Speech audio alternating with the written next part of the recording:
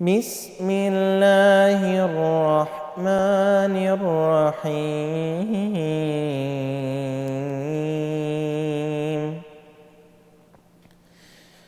واتل عليهم نبأ بني آدم بالحق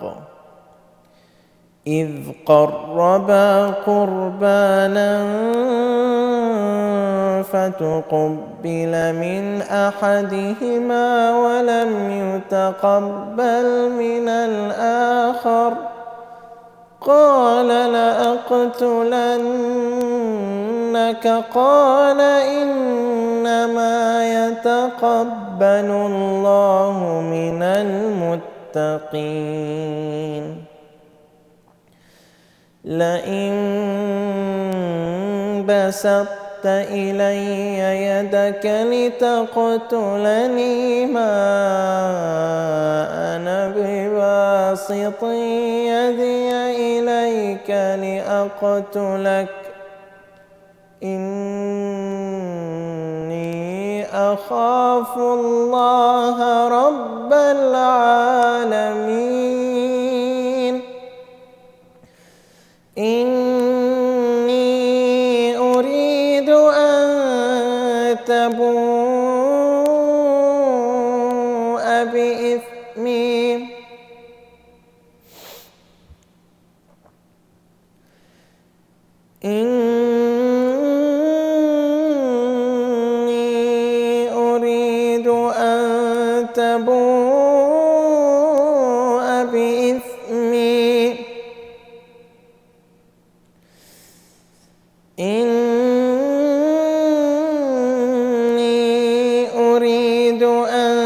تبوء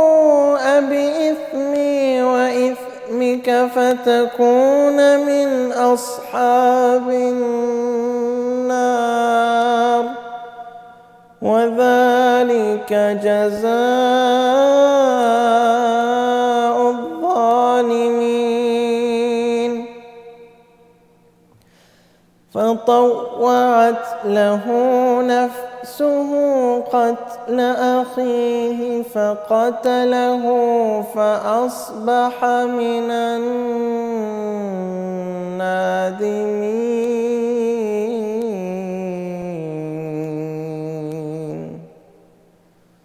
صدق الله العلي